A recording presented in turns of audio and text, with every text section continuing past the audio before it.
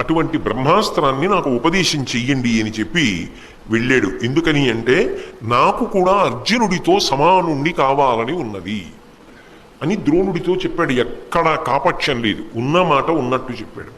నాకు అర్జునుడితో సమానుండి కావాలని ఉంది. కానీ ఒకటి గుర్తుపెట్టుకోండి, అర్జునుడితో సమానుడైతే ఎవరితో యుద్ధం చేస్తాడు? అర్జునుడితోనే యుద్ధం చేస్తాడు.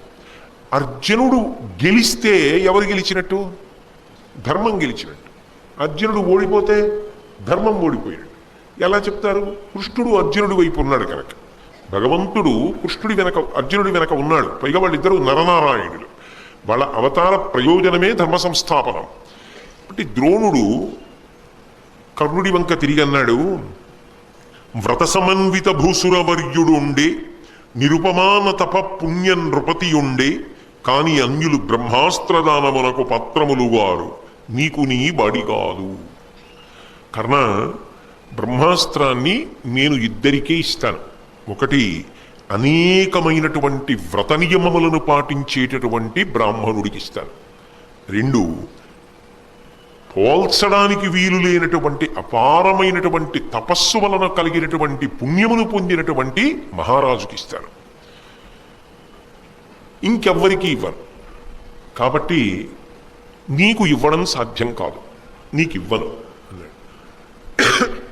మహానుభావుడు కర్ణుడు నిజానికి ఏమనలేదు, వాదన చేయలేదు, గురువుగారిని ధిక్కరించలేదు.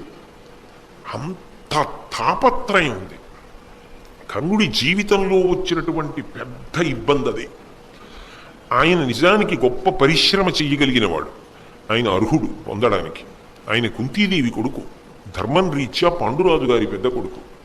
పోనీ అది కూడా పక్కన పెట్టేసేయండి. అది కూడా పక్కన పెట్టినా ఒక విద్య నేర్చుకోవాలనేటటువంటి విషయంలో తిరుగులేనిటువంటి కాంక్ష ఉన్నవాడు. నిజంగా అంత పట్టుదలతోటి నేర్చుకోగలిగినటువంటి కృషి సాధనాబలం కలిగినవాడు. అయినా ఏదో ఒక ప్రతిబంధకం. అసలు ఆయన చదువుకుందాం అనుకుంటే, ఆయన చదువుకుందాం అనుకున్న దానికి నీకు చదువు చెప్పను అని చెప్పడానికి చెప్పిన కారణానికి పొంతన అంత బాగా కుదరనప్పుడు ఆయన గురువుని ధిక్కరించలేకపోయాడు.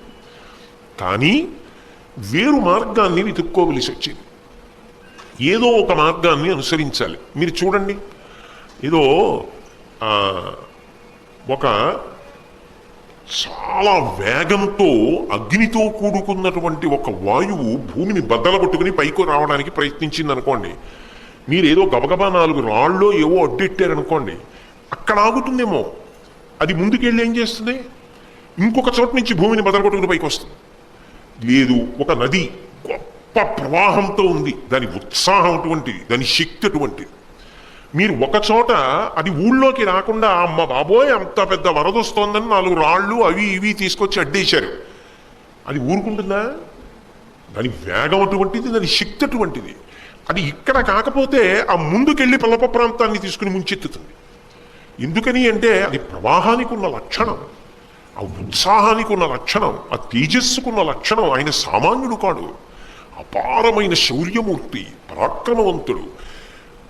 నిజానికి ఇటువంటి వాడు సక్రమమైన అవకాశం పొందలేకపోయాడు అంటే ప్రధానమైనటువంటి దోషం ఎక్కడి నుంచి వచ్చింది అంటే, కన్యాగర్భము అన్న పేరు పెట్టి తల్లి చెప్పలేదు, తండ్రి చెప్పలేదు.